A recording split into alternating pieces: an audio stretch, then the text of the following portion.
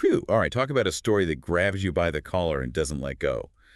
This deep dive into Michael Lewis's Going Infinite has been quite the trip. Sam Bankman-Fried, FTX, effective altruism. It's like Lewis threw a bunch of puzzle pieces at us and we're trying to figure out the picture. And those pieces don't always seem to fit, right? Exactly. Like, take that early anecdote about young Sam and the Santa Claus problem. This idea that he was floored by how many people believe in something demonstrably illogical. It's telling. It is. Lewis is giving us a glimpse into Sam's mind from the get-go. This focus on logic, spotting mass delusions, it's a theme that keeps popping up. And sure, in finance, that kind of thinking can give you an edge, but... But there's got to be a downside, right? Socially, I mean. Right. Seeing flaws others miss can be isolating, even if you're right. And then Lewis hits us with this curveball Sam's love for games. Magic, The Gathering, chess. Heck, even in a meeting with Anna Wintour, he's glued to Storybook Brawl on his phone. You've got to wonder what's going on in the mind of a future crypto king. It's wild. So not just a quirky hobby then. No. Lewis makes this brilliant connection to how Sam approached trading. It wasn't just numbers. It was a game to be strategized, where you're seeking patterns, calculating risks, dealing with incomplete information. Like training for the kind of high-stakes decisions he'd make later on. But then, effective altruism. I mean, Lewis explains the whole movement so clearly. Using reason and logic to maximize your positive impact on the world. Sounds great on paper, right? But then you hit this wall. Which is... That, according to this EA logic, a high-earning Wall Street banker who donates a big chunk of their income is considered more effective than, say, a doctor saving lives directly. It's a hard pill to swallow, even if you're all about logic. It's one of the fascinating dilemmas Lewis digs into. The crux of it, as he explains, is this distinction between long-term impact and near-term impact. A doctor saves lives today, while a wealthy altruist could use their money to fund initiatives preventing larger-scale suffering in the future. It's all theoretical, right? Betting on hypotheticals over tangible aid. That's some next-level thinking. And it seems like this long-term, almost abstract thinking was central to how Sam viewed FTX. 100%. It wasn't just about building a crypto exchange. It was a money-making machine to fund his own brand of world saving. At least, that's how Lewis presents it. And this is where Lewis's insights are so sharp. He doesn't just lay out Sam's perspective. He digs into the potential downsides. If your goal is maximizing impact in some far-off future, it's easy to lose sight of the ethical considerations right now. Exactly. And it makes you question the whole cost-benefit analysis, doesn't it? Where do you draw the line? Right. And then we get to Jane Street Capital, this quant trading firm where Sam really cut his teeth. Lewis paints this picture of this almost robotic trading prodigy, crushing it with numbers, but totally clueless about social cues. Oh, absolutely. The story about Sam's bet with Asher, the intern, classic example, finds a loophole, exploits it for profit, even though it basically means taking advantage of his coworker. It's like those social norms, that empathy, were just irrelevant in his mind. It all goes back to that systems thinking. He was playing a different game, you see. Makes you think. If you're willing to bend the rules, even in some silly office bet, where does it stop when the stakes are higher? Did that mindset contribute to what happened with FTX? It's the question Lewis keeps bringing up. On one hand, you've got this brilliant, almost autistic savant drawn to the complexities of finance. On the other, this blind spot for the human cost of his actions. And then FTX explodes onto the scene, this meteoric rise. It was the crypto darling, the good guy, and a sea of shady operators. At least that's how it looked from the outside. Right, but Lewis gives us these glimpses of something else going on beneath the surface. Yeah, like, why was Sam obsessed with owning this massive tungsten cube, not your typical status symbol? It's bizarre, right? This fixation on density, on weight, in a world built on things you can't even touch. Was it about control, grounding himself in all the volatility? Or was it a sign of something bigger, like Lewis hints at? This disconnect between his grand vision and the actual world he was living in. Maybe he was trying to build his own reality, one where logic was king and the rules were flexible at best. And with FTX, it seemed like he almost did for a while. But as Lewis shows us, those self-made realities can be dangerous, especially when you're playing with other people's money. And it wasn't just about defying reality, was it? It was gaming the system. Lewis gets into the weeds explaining how FTX's appeal, especially for those high roller types, was leverage. Basically, this risky way to amplify your bets with borrowed money. Like building a house of cards out of money. One strong gust and... Oof! gone. Exactly. And what's wild is how Lewis puts this high-stakes financial engineering right alongside the, frankly, amateurish inner workings of FTX. It's that detail about Sam's workspace, right? Mhm. Monitors, wires, random stuff everywhere. Total chaos, not what you picture for a multi-billion-dollar empire. Not at all. So on one hand, these crazy, sophisticated algorithms, right? Cutting-edge tech designed to exploit every tiny market inefficiency. But then holding it all together, duct tape and Sam's force of nature personality, apparently. But they skipped a few chapters in How to Build a Stable Financial Institution 101. At least a few chapters, yeah. And speaking of messy, the relationships at FTX. Lewis doesn't hold back on that. Sam and Caroline Ellison, his co-CEO at Alameda Research, not just colleagues. Oh, right, the whole secret romantic history. Exactly. And Lewis uses that to show how blurry those personal and professional lines got. Those memos Caroline sent Sam, the ones Lewis quotes, raw emotion.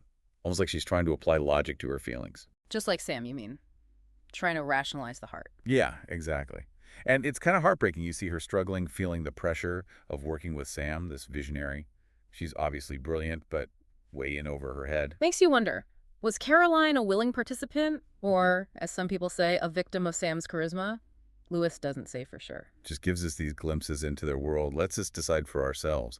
It reminds you that even with these huge financial scandals, behind it all, it's people with feelings, making choices that have real consequences. And sometimes those choices, clouded by love, loyalty, or just plain fear. No kidding. And Lewis ties these personal dramas back to the bigger picture. Because FTX, it wasn't just a company, it was like a cult of personality, fueled by dreams of getting rich quick and this idea that they were the good guys of crypto. Out to change the world, disrupt the system. Exactly. And that's where effective altruism takes another weird turn. Because on the surface, it sounds like the opposite of Wall Street greed, right? What? But then Lewis digs deeper. He shows how this laser focus on long-term impact, on maximizing some future good, it could actually make you blind to the bad stuff happening right in front of you. Because the ends justify the means, right? At least that's how it goes in your head. It's that old saying, the road to hell is paved with good intentions. And Lewis seems to be saying that for Sam, those good intentions, that belief he was playing this higher stakes game, might have made him more likely to make reckless choices, more likely to lie to himself. It's bizarre, isn't it? This movement obsessed with doing good. Maybe it created the perfect storm for one of the biggest financial scandals we've ever seen. All because of this idea that long-term impact trumps everything else. Exactly. If your goal is to amass all the wealth, even if it's for a good cause later, it creates this urgency, this willingness to cut corners, to justify risky behavior. And that never ends well. Never. And nowhere is that clearer than in those final days before FTX imploded. Lewis builds the suspense so well you can practically feel it coming. Like a runaway train about to crash. Exactly. And he captures that sense of disbelief. Even among the people closest to Sam, Constance Wang, FTX's COO, Lewis describes her desperately trying to untangle the finances, staring at spreadsheets. And realizing the numbers made zero sense. Right. And this wasn't some intern. She was one of Sam's most trusted people. It's like everyone was so caught up in the hype, in Sam's vision, they either didn't or just couldn't see the warning signs. Classic groupthink. You believe your own lies for so long, you lose track of reality. And then, boom, that CoinDesk article hits. The one exposing FTX's shady dealings with Alameda. Lewis describes it as a bombshell, the crack in the facade. Sending shockwaves through the entire crypto world. And then the bank run. Lewis captures the panic, the scramble to get money out.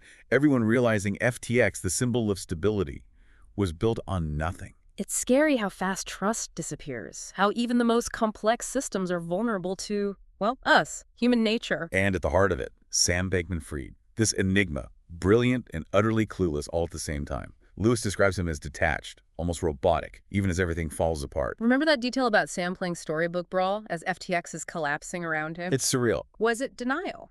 A coping mechanism? Or maybe, like Lewis suggests, a sign that Sam was so used to those virtual worlds, to abstract logic, that he couldn't process the real-world consequences of what he'd done? It's the question, isn't it? Was he a mastermind who got in over his head? A naive idealist corrupted by power? Or yeah. maybe a bit of both. It's crazy, right? This whole story, almost Shakespearean. You have this brilliant mind, this supposed force for good, brought down by, what, arrogance? Recklessness. And a healthy dose of both, maybe. But then entered John J. Ray III, the guy who cleaned up Enron. Talk about a power move. Right. Lewis really plays that up. You got Ray, the straight shooter by the book guy, walking into a financial black hole.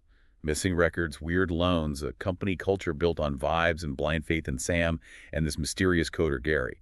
It's no wonder Ray called it old-fashioned embezzlement. Even with all the fancy algorithms, it came down to basic human greed. Exactly. FTX, this supposed tech unicorn, brought down by the same old human flaws, greed, deception, and just zero oversight. But that congressional testimony, Lewis really gets into Sam trying to explain himself, admitting to mistakes, sure, but also downplaying any intentional wrongdoing. What do you make of that? Master manipulator or just clueless? Million-dollar question, right. And Lewis, to his credit, he doesn't try to give us a clean answer. He gives us those excerpts, though. Stating his almost robotic way of talking about these huge decisions, it makes you wonder if he even believed his own story. Like he was so sure he was right, so convinced he was playing this long game to save the world, that any ethical lines just disappeared for him. Exactly. The ends justify the means. It's a seductive way of thinking, especially when you're convinced you're the hero of the story. And that's what makes this whole thing bigger than just finance, right? It's about the danger of ideology.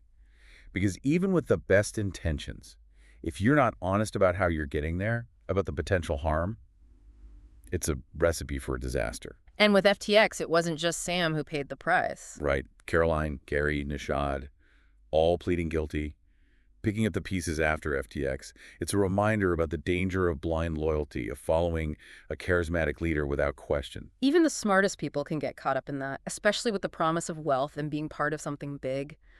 Lewis is so good at showing that. It's intoxicating, but dangerous.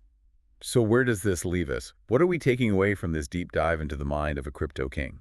I think Lewis wants us to be skeptical, especially about these big, sweeping stories we tell ourselves about progress and how technology is going to save us, because behind those stories, it's still just us, humans, with our flaws and our good intentions and everything in between. It's a reminder to think for ourselves, right? To question the motives of the people in charge, to be wary of anyone who says they have all the answers. Especially in the world we live in now, information overload. You have to be able to cut through the noise, figure out what's real and what's a bunch of hot air. Couldn't agree more. And speaking of figuring things out, that final thought Lewis leaves us with, remember Sam's belief that people are probability distributions, not their means? It's chilling. It is. It's like reducing human beings to data points, taking away all the complexity. Exactly. It makes you think, how much can we ever really know about someone else? Especially someone like Sam Bankman-Fried, who is living in his own head. Logic over empathy, future good justifying present harm. It's a question that stays with you, and that's the sign of a good deep dive, isn't it? When it leaves you with more questions than answers. When it makes you want to keep digging, keep learning. Well said. And on that note, listeners, we're wrapping up our deep dive into Michael Lewis's Going Infinite. We've covered a lot, but there's always more to explore. If you haven't read the book yet, I highly recommend it. It's a wild ride, full of twists and turns and insights that'll stick with you.